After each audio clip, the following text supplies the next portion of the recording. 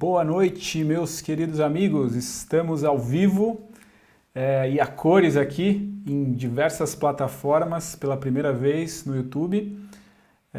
Vamos testar aqui o nosso som. Então a gente está aqui começando a transmissão pelo Instagram e ao mesmo tempo simultaneamente pelo YouTube. Então vamos testar aqui. Vocês me ouvem? Parece que está tudo correto, está tudo funcionando, conexão excelente. Então uma grande boa noite, é um grande prazer estar aqui hoje, depois da nossa pausa para paternidade, para maternidade, né? Como a gente comentou com vocês. Recentemente a nossa querida Luna, nossa filhota, nasceu, vai completar 20 dias em breve, dia 23 agora, então ela é uma recém-nascida ainda. E está alegrando muito aqui o nosso dia e a gente está ainda nesse momento de retomada. Então essa é a nossa primeira live e agora a gente já estreia com tudo, com o pé direito, com esse tema muito importante, né, da direção de vídeos, e estreamos também com o nosso, no nosso canal do YouTube. Então espero que a conexão funcione bem, a gente se preparou bastante para esse momento e acho que vai ser um sucesso, ok? Então vamos aqui, o pessoal já está entrando, vamos... quem está no Instagram, pessoal, a gente está transmitindo pelo YouTube também, tá? Aí, doutor Afonso, bem-vindo, boa noite. Então hoje a gente vai estar no Instagram e no YouTube. Quem tiver a oportunidade de ir para o YouTube, a gente vai estar aqui com essa... com uma exibição, né, especial aqui para o YouTube, com uma apresentação, com alguns slides e tal. Então, a partir de agora, a partir de hoje, a gente começa trazendo sempre essa ferramenta de apresentações mais enriquecidas, mais interessantes para quem estiver no YouTube, tá? Então, não deixa de seguir lá o nosso canal no YouTube, Escola Mastershot, e agora nossa live diretamente. Você tá pelo Instagram, né, Alfonso? Você conseguiu entrar pelo YouTube, por acaso, ou não?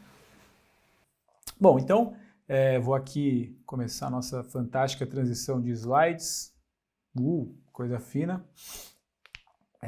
Aqui para quem está no YouTube vai podendo acompanhar os slides. Bom, então, por que a gente quer trazer esse tema da direção de vídeos, né? O que seria, né, esse papel de direção de vídeos? Sobre o que é isso, né? Que diachos é esse assunto? Bom, quando a gente fala de direção de vídeos, né, se a gente está vindo do cinema, né, que é a nossa escola, que é o que a gente tanto gosta de trazer, né, para os nossos vídeos, essa linguagem cinematográfica, essa visão que busca sempre criar vídeos que sejam impactantes, vídeos que engajem o nosso público, vídeos que emocionem, vídeos que tragam significado, né? Então, quando a gente fala de direção de vídeos, a gente pensa um pouco nesse lugar do diretor dentro do cinema, né? E qual que é o papel do diretor dentro do cinema, né? O que significa a gente dirigir e conseguir criar vídeos cinematográficos? Basicamente é isso, né?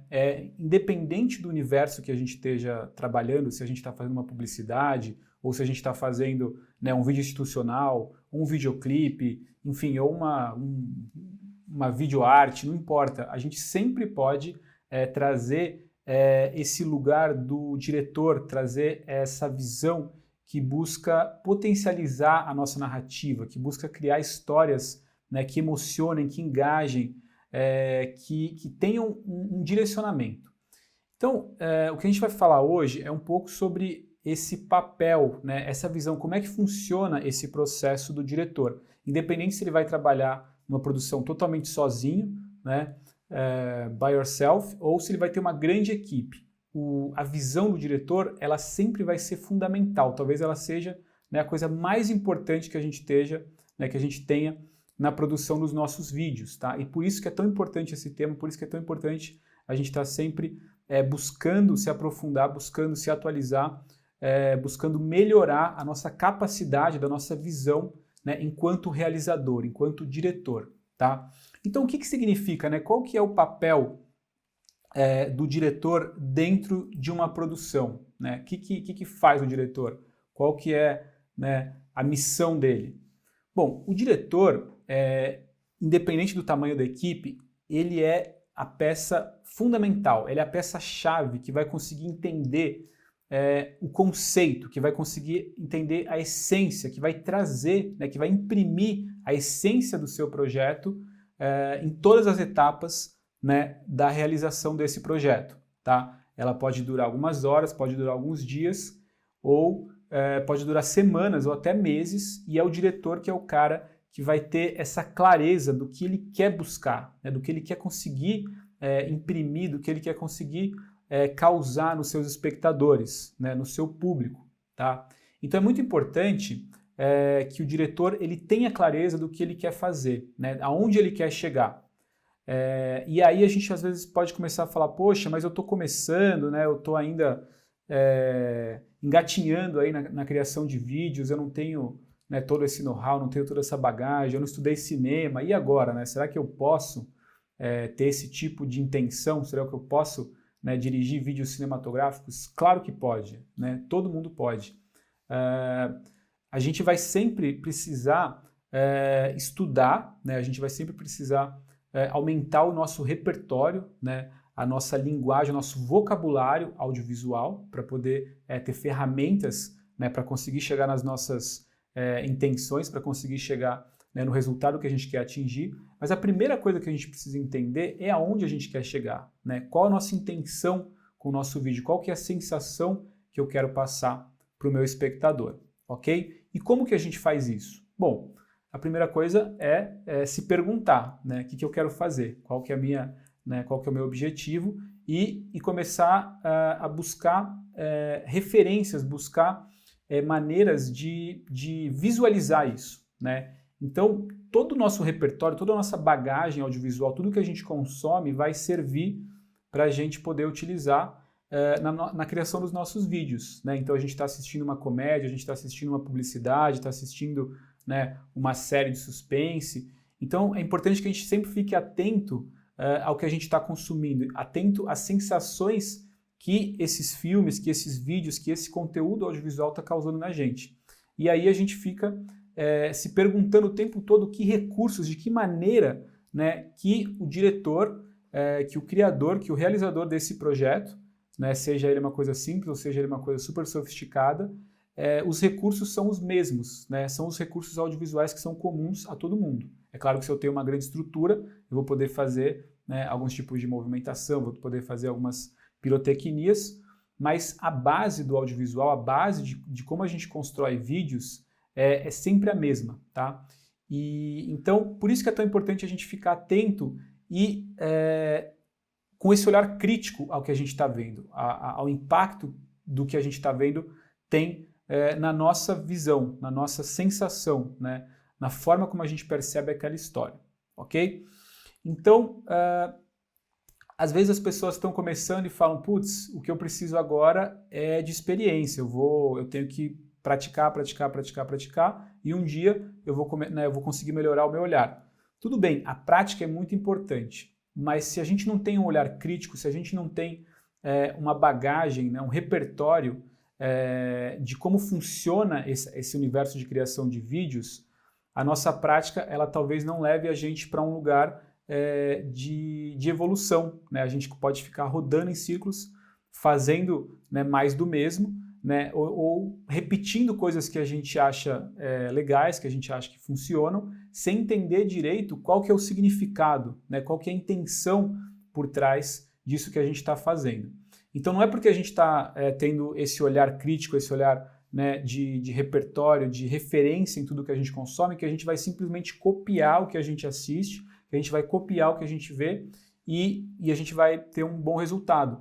Porque cada projeto, né, cada cena, cada vídeo que a gente cria, a gente tem uma intenção diferente. Às vezes pode ser até parecido, mas é uma intenção diferente, né? Então, se eu estou fazendo um vídeo para um cliente, né, sei lá, um advogado, e eu preciso passar credibilidade, eu preciso, né, contar uma história que vai trazer autoridade para o espectador, né, com relação a esse profissional. Então, eu vou criar uma história, eu vou criar uma atmosfera, eu vou utilizar, né, enquadramentos, eu vou utilizar os recursos do audiovisual para conseguir chegar nesse objetivo.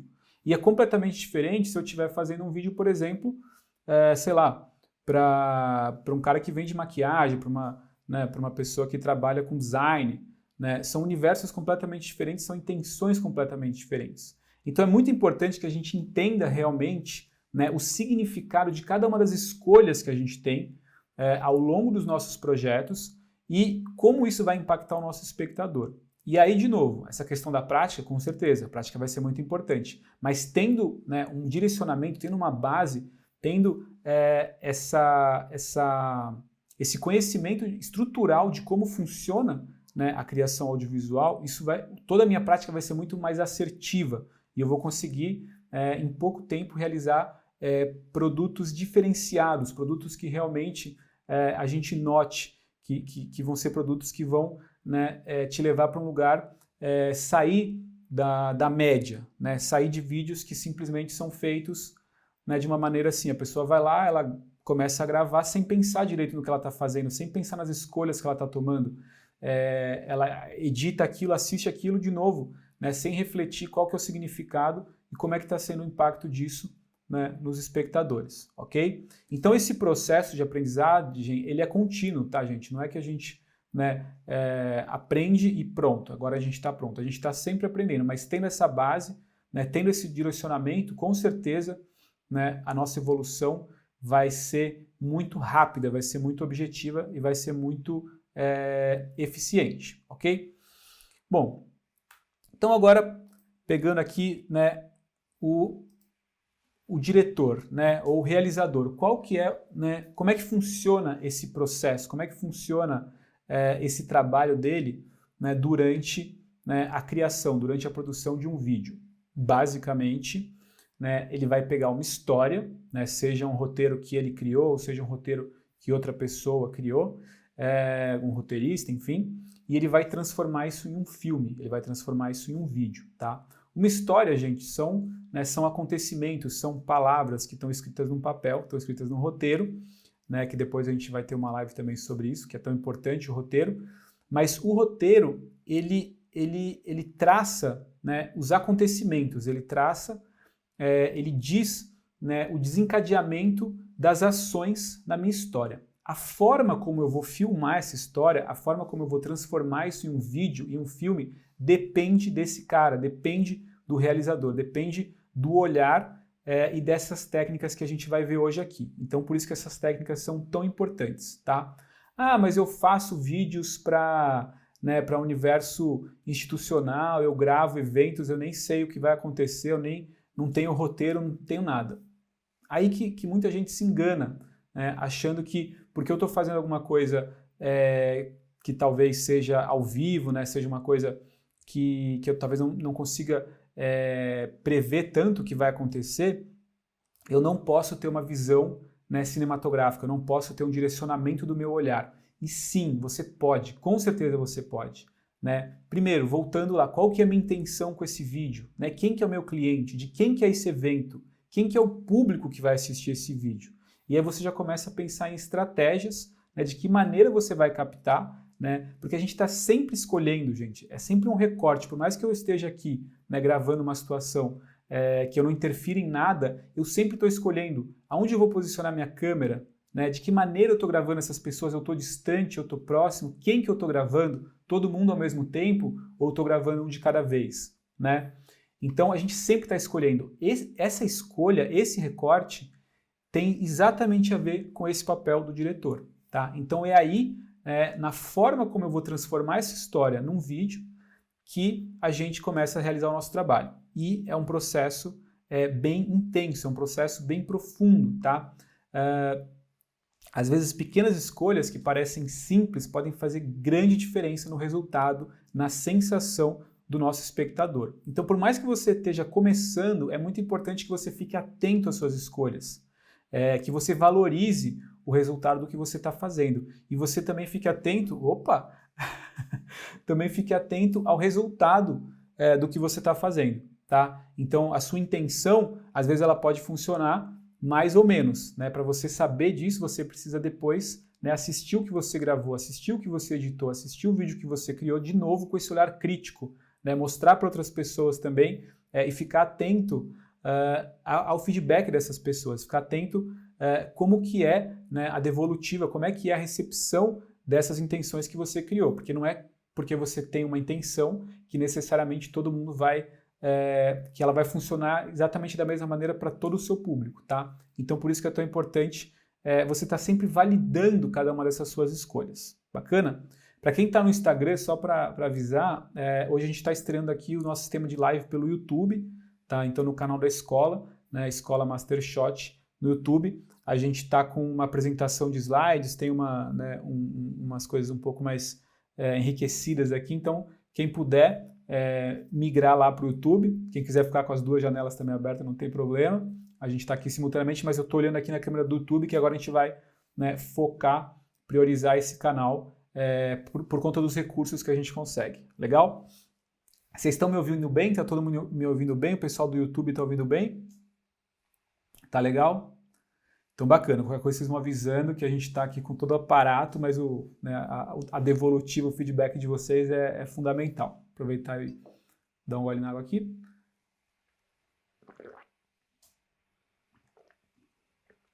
Qual que é a sensação do meu espectador ouvindo, né, uma golada, um gole de água tão de perto, com o microfone tão pertinho? Depois vocês me contam. Bom, gente, pode ir comentando também, pode ir perguntando aí, falando a opinião de vocês, né, a experiência de vocês, que é super importante para a gente também. Legal? Bom, então vamos lá.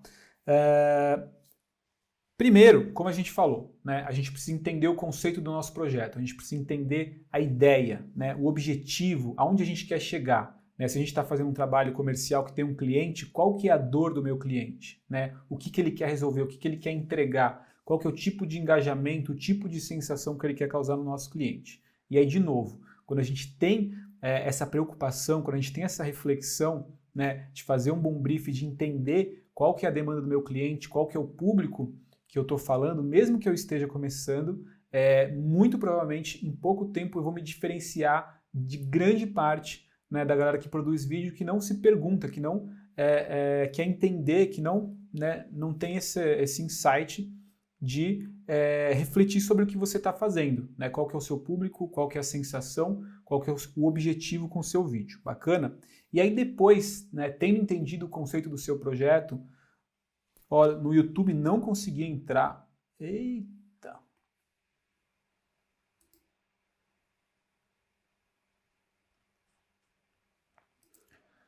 Não conseguiu entrar, João? Você entrou lá no nosso canal? Pessoal, tem alguns espectadores aqui no YouTube. Dá uma conferida aí, Chico, porque aqui aparentemente está tudo ok, tá? Você tem o nosso canal lá, tá a transmissão pública, temos já 5 espectadores aqui. Bom, qualquer coisa você me avisa, senão continua por aí, depois a gente vê o que aconteceu, beleza? Bom, então tendo essa ideia, tendo esse conceito, tendo essa noção de onde você quer chegar, do que você quer construir, aí entra a parte da gramática audiovisual, tá? O que é a gramática audiovisual? É justamente, né, a linguagem, né? Que tipo de ferramenta, que tipo de linguagem, de que maneira a gente consegue expressar a nossa ideia, de que maneira a gente consegue construir a sensação que a gente quer no nosso espectador com o nosso vídeo, com o nosso filme, ok? No YouTube não encontrei também. Olha só, gente do céu, isso é um problema grave, hein? Vocês entraram no canal da escola, obviamente, né? E era uma live que estava programada agora para 7h30.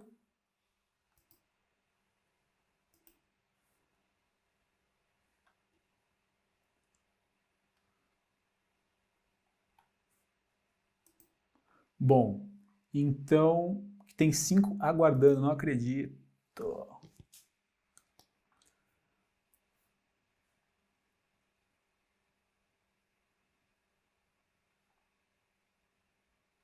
Vê se agora foi, pessoal.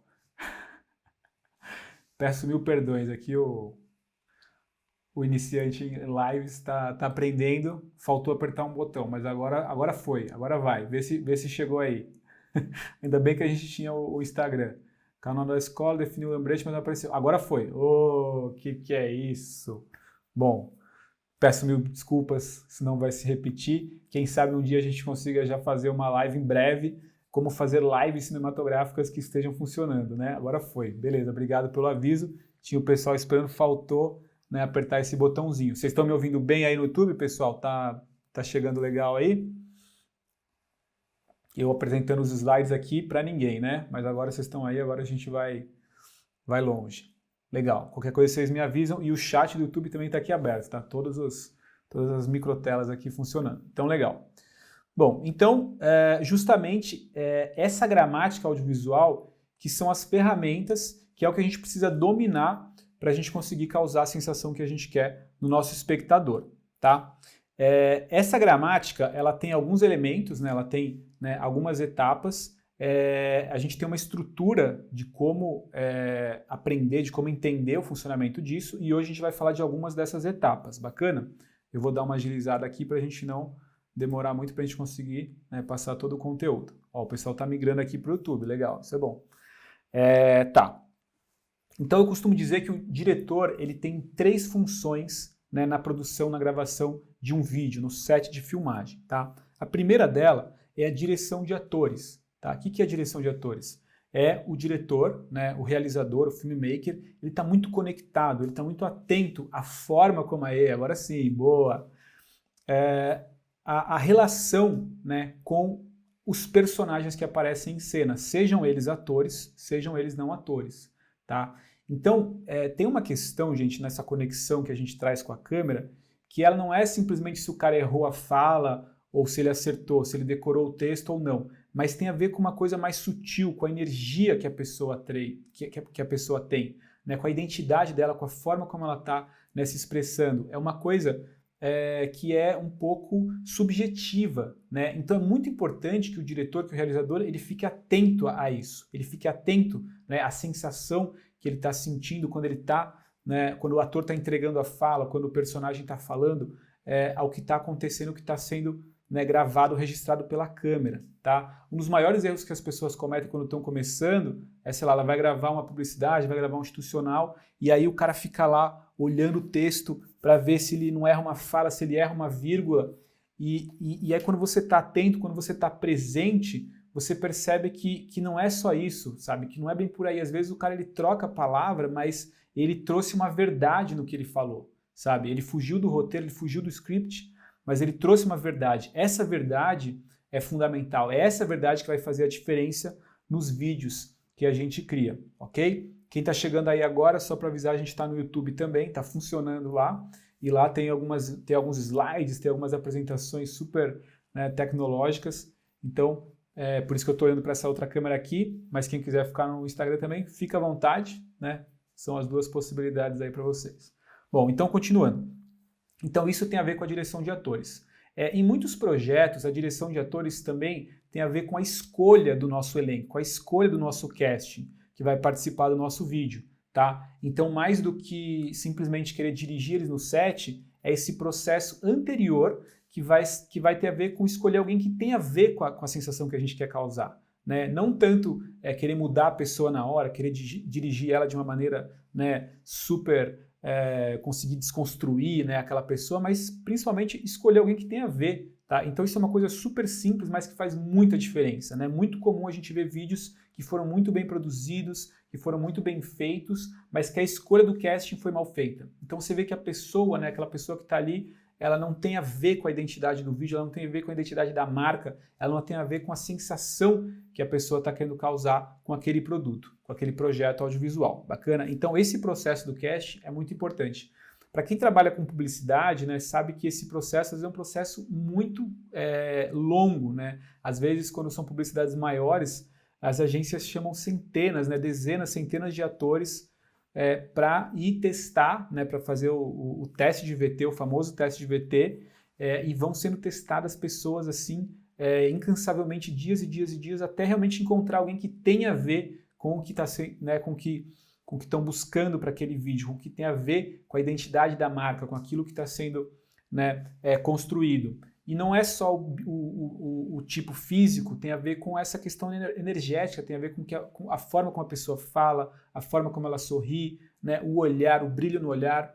Então tudo isso tem a ver com a escolha de casting e ela é fundamental nos nossos projetos. Ah, mas o meu projeto é super de baixo orçamento, eu não tenho esses recursos para ficar testando dezenas de pessoas. Claro que não, né? Mas você pode procurar pessoas que sejam legais, pessoas que sejam interessantes, né? E às vezes, né, você encontra pessoas em lugares inusitados, né?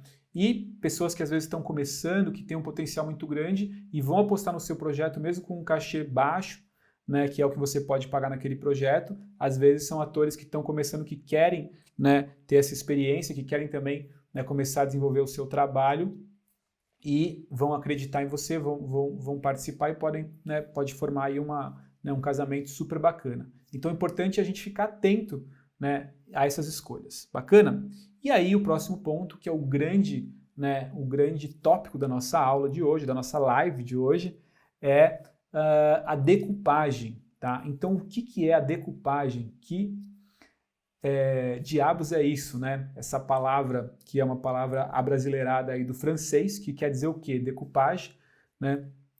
É mais ou menos uma tradução direta, assim, seria próximo de recortar, né? Então, decoupagem é justamente fazer esse recorte. Então, lembra que a gente estava falando sobre essa necessidade de você ficar atento ao recorte que você quer dar, né? Ao enquadramento que você quer escolher, né? Então, o que você quer colocar no seu quadro? Aonde você posiciona a sua câmera? Isso justamente é a decoupagem, tá? Então, eu pego aquela história que ela é linear, né? Ela é uma história que está escrita em forma de texto, né? Em forma de roteiro, e eu vou escolher aonde eu começo o meu plano, né? Aonde eu começo o meu enquadramento e aonde eu termino, e qual que é o meu próximo enquadramento, qual que é o próximo plano. Então, plano é o nome que a gente dá para essa menor unidade do nosso filme, do nosso vídeo, que é o que começa, que é o que está entre um corte e o outro. Tá? Então, essa escolha do meu enquadramento, essa escolha da minha decupagem é justamente, né, a essência do nosso trabalho enquanto realizador. A essência, né, dos vídeos cinematográficos tem a ver justamente com esse processo da decupagem. Tá? Então, por isso que às vezes a pessoa está começando, ela chega lá, liga a câmera, né, o videomaker lá, e ele nem pensa, né, aonde ele ligou a câmera, qual que é a altura, o que está aparecendo em quadro, ele simplesmente está acostumado a ligar a câmera de uma forma muito leviana, uma forma sem se preocupar com o que ele está fazendo. Então, né, o que a gente busca trazer dessa essência cinematográfica é justamente esse cuidado com o enquadramento, com a nossa decupagem e a sensação que isso vai causar no nosso espectador. Bacana? Bom, se são 3 funções, né, no set, está faltando uma. Então, a última função, que eu gosto muito de trazer isso, que é né, parafraseando David Mamet, que é um realizador, né, norte-americano, um diretor, e para ele, uma das funções do diretor é justamente estar de bom humor no set. Né? Por que eu gosto tanto dessa brincadeira? Porque estar de bom humor no set tem a ver com a importância do diretor. Por mais que seja uma equipe pequena ou seja uma grande equipe, a maneira como o diretor ou a diretora, como essa pessoa está no set, a presença dela, se ela está mal-humorada, se ela está angustiada, se ela está tensa, se ela está brava, isso vai contaminar a energia do set, isso vai contaminar a relação interpessoal de todo mundo ali. Então, por mais que o set seja um lugar dinâmico, por mais que a gente possa estar atrasado, a gente encontrar desafios, que é muito comum, né, no set a gente ter que lidar com desafios, né, se você quer ser filmmaker, com certeza essa vai ser uma das qualidades mais importantes, né? Conseguir contornar e encontrar soluções, não ficar pensando no problema, pensar, né, em soluções. Para isso a gente precisa buscar estar de bom humor. Claro que nem sempre a gente consegue, mas então ter esse norte, ter esse cuidado, né, com a maneira como a gente está presente, como a gente está, né, fluindo ali pelos acontecimentos é fundamental. Tá? Isso é um aprendizado que a gente vai, né, sempre aprofundando, mas que é bem importante. Legal? Bom, e aí, então a gente falou aqui do casting, né, dessa questão, né, da escolha, da personalidade, da identidade, da sensação, né, que os meus atores vão trazer para o nosso vídeo. E aí entrando então, né, na decupagem.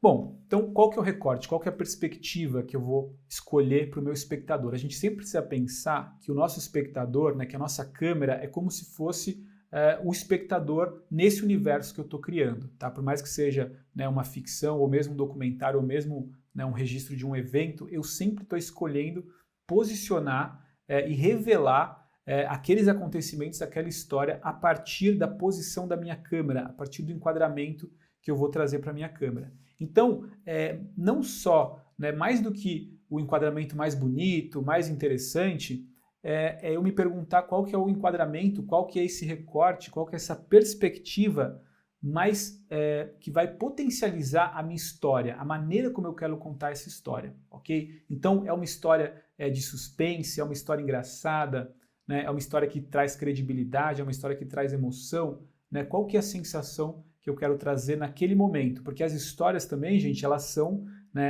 dinâmicas, né? A história não é o tempo inteiro, né, com uma mesma sensação. A gente começa a história num clima, de repente a gente tem um ponto de virada, a gente tem um acontecimento, né, e é esse dinamismo que vai trazer justamente, né, um engajamento, um interesse especial, né, que vai prender a atenção do meu espectador e vai conectar ele ao longo de toda a minha história, tá? Então, esse processo ele é dinâmico, eu não vou escolher um único tipo de enquadramento para o vídeo inteiro, né? Eu preciso pensar, né, no processo ao longo do meu projeto. Bacana?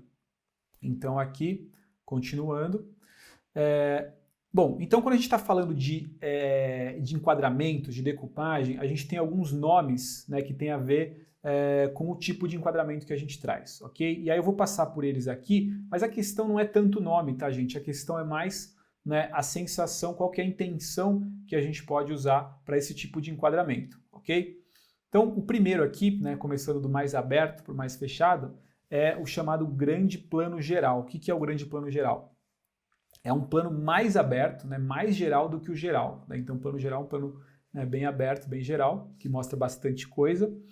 E quando eu falo de um grande plano geral, eu estou falando de algo realmente muito grande, né? Então, por exemplo, aqui esse exemplo, né, do filme do Gladiador, que eu tenho o gladiador ali no meio daqueles soldados todos romanos, e eu tenho o Coliseu, eu consigo perceber a grandiosidade desse espaço, eu consigo perceber, né, o tamanho da encrenca que esse cara está enfrentando, né? Se eu tivesse um plano mais fechado dele, eu teria uma outra sensação, né?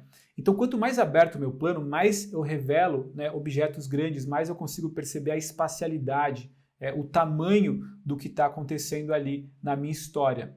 Tá? Quanto mais próximo, mais eu vou conseguir ver os detalhes. Então, por exemplo, num grande plano geral desse, eu não faço a menor ideia do olhar, né, da expressão do meu espectador. Eu só consigo ver justamente essa questão, né, da referência, né, da dimensão desse acontecimento que está rolando aqui, ok? Então, ele é um plano muito bacana para quando a gente quer justamente mostrar, né, a proporção de um objeto em relação ao outro, né? Então eu tenho, sei lá, uma jangada do meu náufrago e um navio gigantesco, né? Então se eu tenho um plano muito aberto, muito, né, grande, eu consigo ter essa dimensão. Se eu tivesse um plano fechado ali muito mais próximo, eu não conseguiria ter essa dimensão, tá? Então quando a gente está falando de planos que mostram a cidade inteira, que mostram o planeta, né, a gente costuma chamar de grandes planos gerais. Bacana?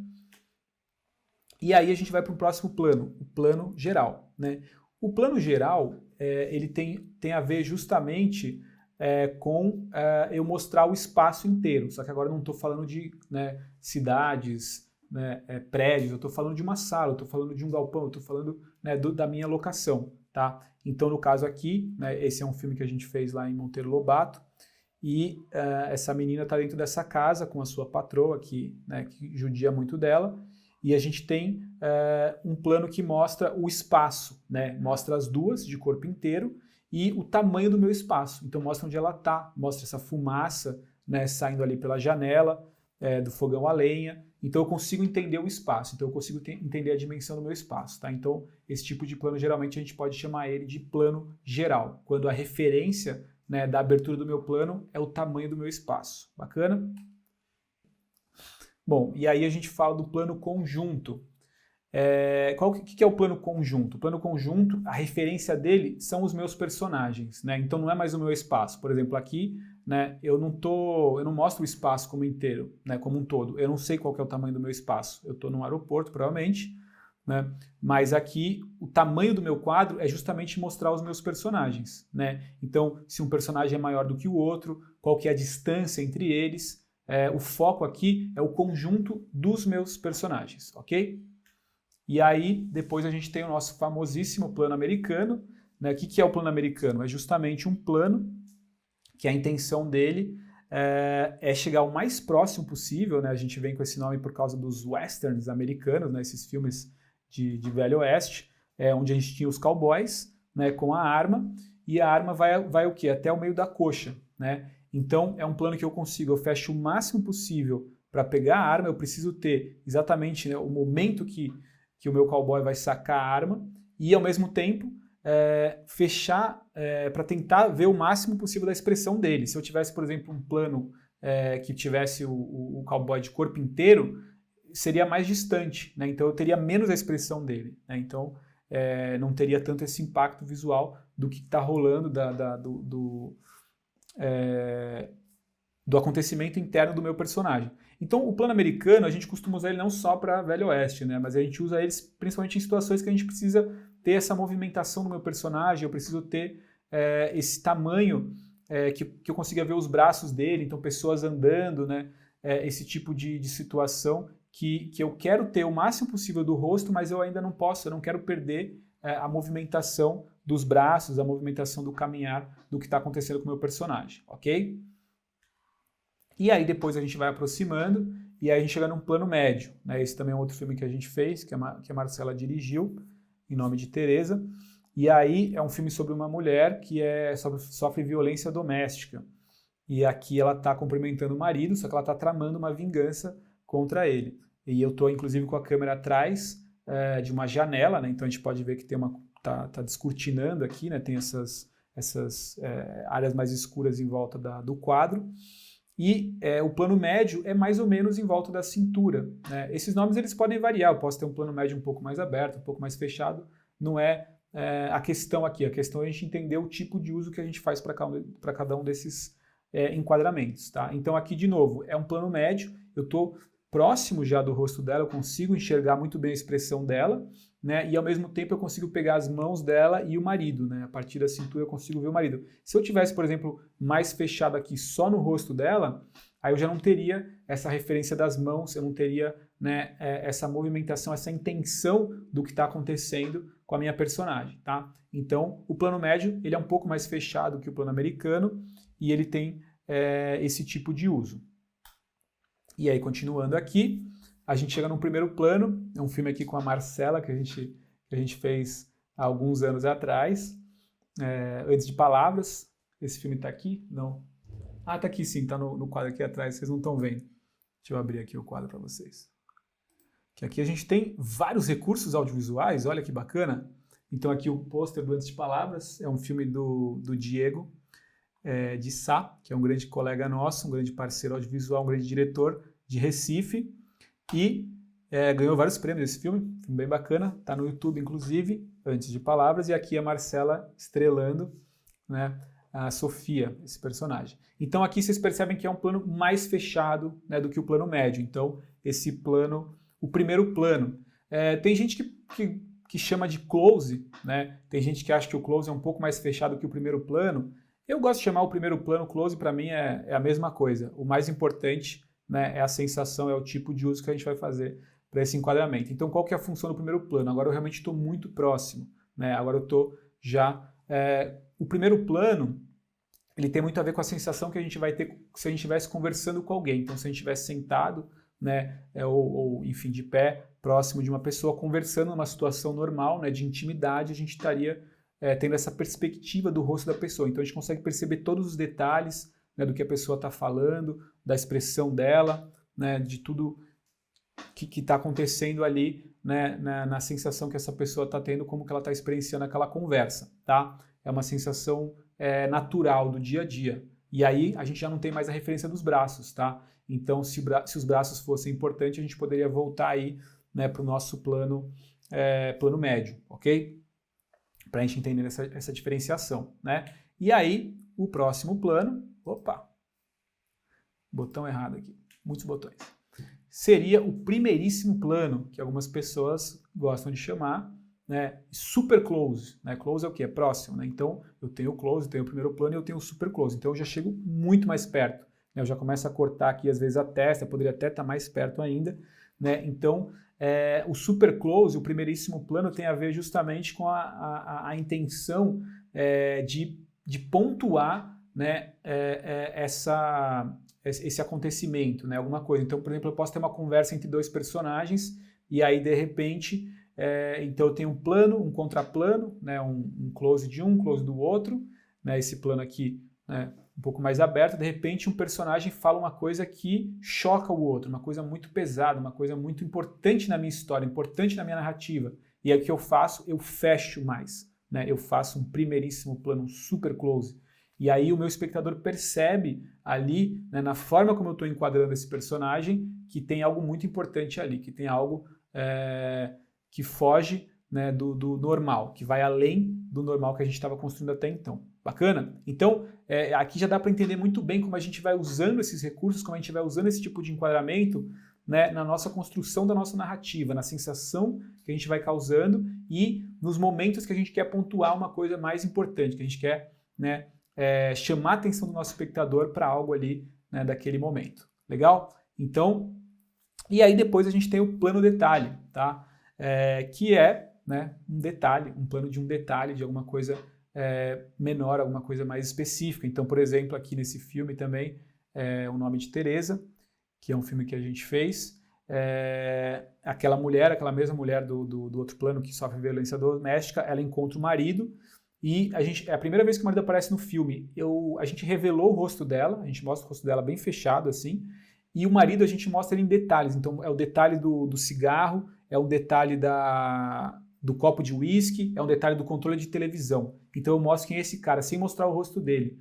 Primeiro, porque eu não queria que ele virasse o protagonista, né? A intenção, né, a Marcela, que é a diretora, não queria que ele virasse o protagonista, né? Então a gente fez justamente essa construção para mostrar o rosto dela, para a gente se identificar com ela e mostrar esse cara. Quem que é esse cara? É um cara que fuma, é um cara que bebe, é um cara que assiste TV o dia inteiro e ele xinga, né? Então é um cara escroto, tá? E aí a forma como a gente...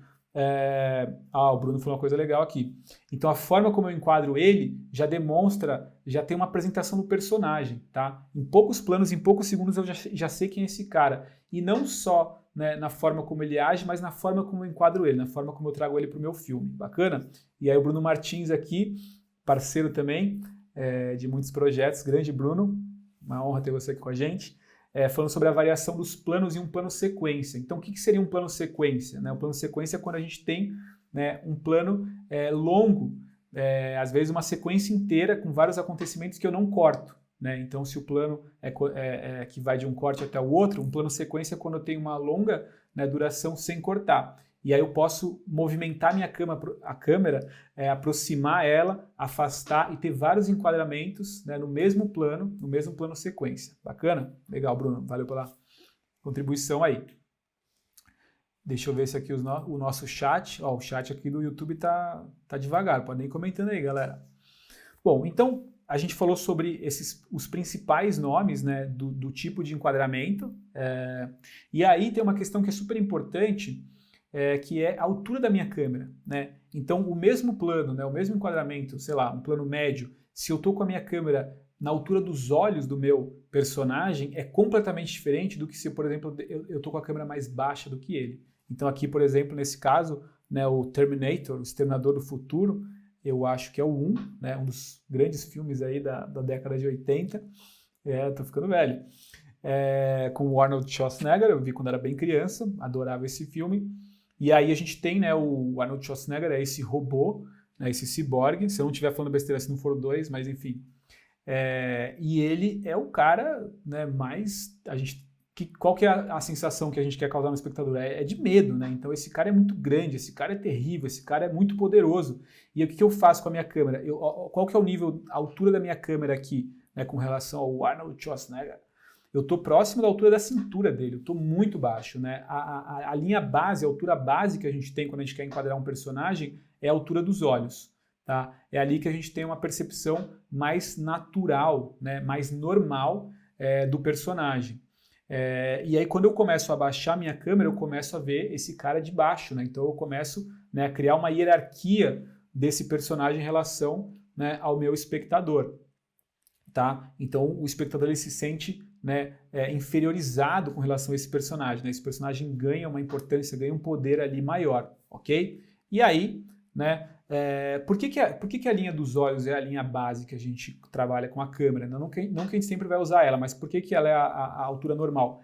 Porque a altura da minha câmera, tudo que tiver na mesma altura que ela ganha uma importância, ganha um peso maior na minha imagem. Então, por exemplo, aqui, qual que é a altura da minha câmera? Ela está bem próxima da linha da bolinha, né, de sinuca. Então, olha como eu conduzo o olhar. Essa linha rosa é só uma demarcação. No filme mesmo não está com essa linha rosa. Então, o que acontece? Quando eu estou com a câmera na altura da bola, percebe como a bola ganha uma importância? Né? Eu salto ela na imagem, eu recorto ela, né? Eu potencializo, né, ela dentro do meu quadro. Então, quando eu estou na altura dos olhos do meu personagem, eu estou potencializando o olhar. Né? O olhar ele traz a expressão, traz o estado interior do personagem. Né? Eu consigo perceber o que está acontecendo com ele a partir do olhar. É um dos grandes, das coisas mais bonitas que se tem, das coisas mais fortes, né? Como diz aquele filme, né? A Janela da Alma. Então, os olhos são a janela da alma. Então, quando eu estou com a câmera na altura dos olhos, eu estou potencializando, eu estou trazendo a maior importância para o meu espectador no olhar do meu personagem, ok?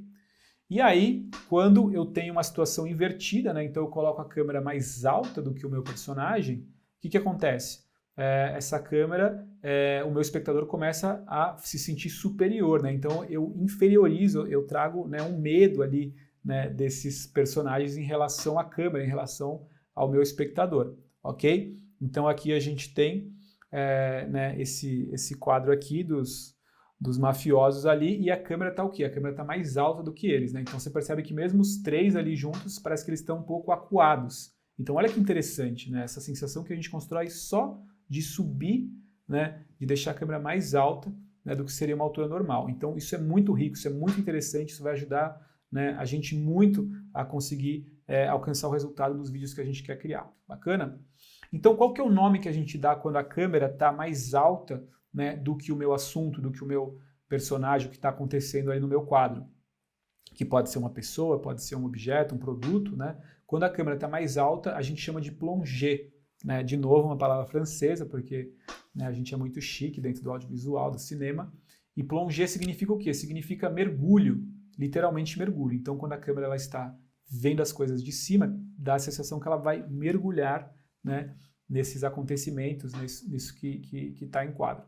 Então, o plongée é esse tipo de enquadramento, né, essa altura da câmera mais alta do que o nosso assunto. E aí, quando eu tenho a câmera mais baixa do que o nosso assunto, né, o nome que a gente deu é o contra-plongée. Né? A gente, no caso, né, a história do cinema no Brasil.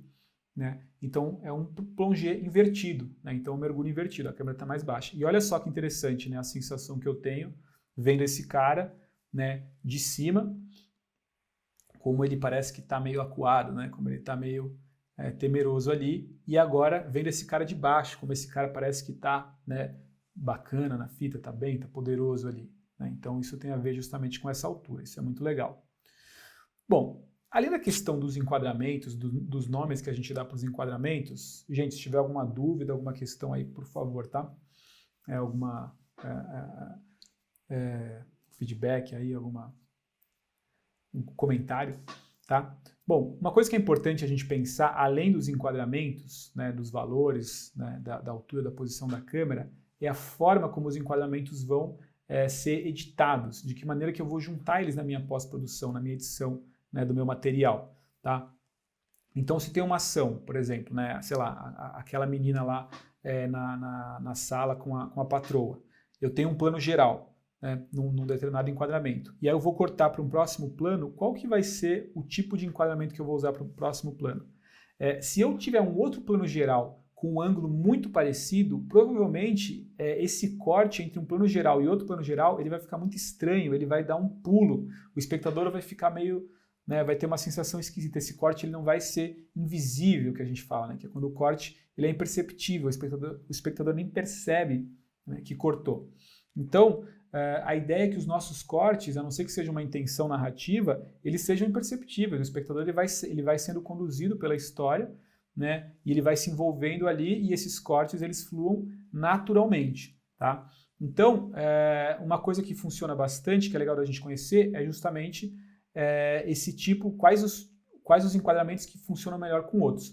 Então, basicamente, quando eu estou num plano mais aberto, se eu cortar para um plano mais fechado, isso vai funcionar, né, esse corte provavelmente vai ficar mais imperceptível, mais natural do que se eu cortar para um outro enquadramento parecido, tá? Então, sempre que a gente varia, né, então eu estou num plano aberto, eu corto para um close, depois eu corto para um outro plano aberto, eu corto para um plano detalhe, e também se eu mudar o ângulo da minha câmera em relação a esses personagens, isso vai funcionar melhor, isso vai ficar mais natural para o meu espectador. Bacana? Então essa é uma preocupação legal da gente ter, tá?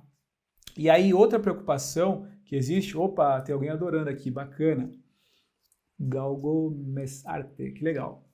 Vamos lá, vamos continuar. Então, é a regra do eixo. Qual que é a regra do eixo? Quando a gente vai pensar no corte da nossa cena, vou mostrar de uma forma visual que fica, acho que, mais fácil. Então, digamos assim que eu tenho essa cena, eu tenho esses dois personagens, né? Eles são bombeiros, eles estão ali no quartel e eles estão conversando. Então, eu tenho esse plano lateral, né?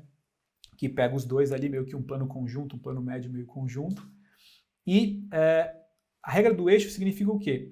Sempre que eu tenho dois personagens em cena, ou até mais personagens, eu vou traçar uma linha imaginária entre o olhar desses dois personagens, ok? Então imagina que eu tenho ali uma linha imaginária.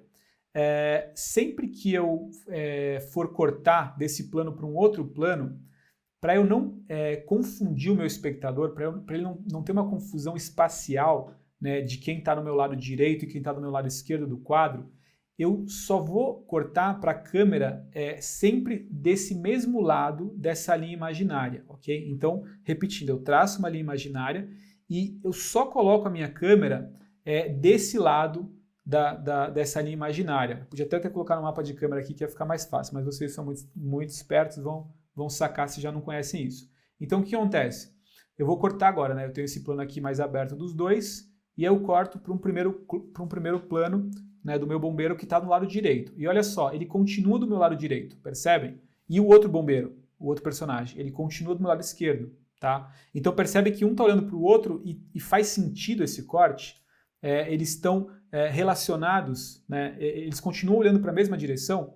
E agora eu vou cortar de novo para um close para o outro personagem, para esse aqui que está do lado esquerdo, olha só. Cortei para ele. O que aconteceu? Ele continua do meu lado esquerdo e o outro cara continua do meu lado direito, né? Então, percebem que eu estou com a câmera sempre desse lado aqui, dessa linha imaginária, então esse corte funciona. Esse corte, ele não confunde o meu espectador, tá? Se eu pegasse e cortasse para um outro plano, que a câmera estivesse do outro lado dessa linha imaginária, olha o que ia acontecer. Eu fiz uma simulação aqui só para mostrar, né, o resultado. Epa! Eu inverti, né? Como se eu tivesse pulado o meu eixo, tá? Então eu tivesse quebrado a minha regra do eixo. O que acontece? O bombeiro que estava do lado esquerdo agora está do lado direito. Percebem como fica estranho? E aí você fala, nossa, mas ele está olhando para ele mesmo, tipo, putz, dá um bug. Não é uma sensação lógica, uma sensação racional. É meio irracional. Mas o espectador ele tem uma confusão. Ele começa a prestar atenção e querer entender o que aconteceu. E isso meio que tira ele um pouco da história, tá? Isso confunde ele do que está acontecendo, né? Do relacionamento ali, da história, do que está se passando, tá? Então, a não ser que seja a sua intenção ter esse tipo de estranhamento, a gente sempre procura cortar, né, as câmeras para o mesmo lado do eixo, tá? Essa é a regra do eixo, também é chamada de regra de 180 graus, né? Que eu tenho essa mesma linha de 180 graus aí, tá? Se eu estiver trabalhando com duas câmeras simultâneas gravando um depoimento, por exemplo, eu também vou tentar manter essa lógica. Então, se eu tenho, por exemplo, um depoimento que a pessoa está olhando para um entrevistador, né? Digamos, eu estou aqui, eu estou olhando para um entrevistador. Então, eu tenho uma câmera que está aqui, que está me gravando, né? E uma outra câmera que está me gravando mais aberta também desse lado, tá? Então, eu estou mantendo aqui o lado do eixo. Se eu pular para esse lado daqui, né? Cada câmera vai estar de um lado do eixo. E aí, cada corte vai confundir o espectador, vai ficar super esquisito. Uma hora eu vou estar olhando para o lado esquerdo do quadro, outra hora eu vou estar olhando para o lado direito. Sacou? Aí, pessoal, bacana aí. tá? Então, deu para entender, né? Então, isso daí é uma coisa, parece simples, mas é muito comum num set de filmagem, com grandes equipes, o diretor lá, com o diretor de fotografia, desenhando para entender qual que é a regra do eixo, quebrando a cabeça e tal. Principalmente quando a gente tem vários personagens, né? Uma mesa de jantar, uma coisa assim, né? Mais complexa. Mas é basicamente a linha do olhar do plano anterior que vale, tá? Então, bacana. Bom, então, esses são alguns elementos aí que eu quis trazer, ó, tempo cronometrado, 54 minutos de live, e essas são ferramentas, né? Isso tem a ver justamente com esse vocabulário audiovisual, porque a gente está falando de imagens, né? Então a gente precisa entender, né, sobre a construção das imagens. Ah, mas isso é muito voltado para o cinema, né? O meu tipo de projeto é um projeto mais limitado, né? Eu faço vídeo de escola, não tem nada a ver. Tem tudo a ver, né? O audiovisual, ele veio do cinema, né? Ele começou com as câmeras de cinema e toda a construção que a gente tem, ela tem essa origem cinematográfica.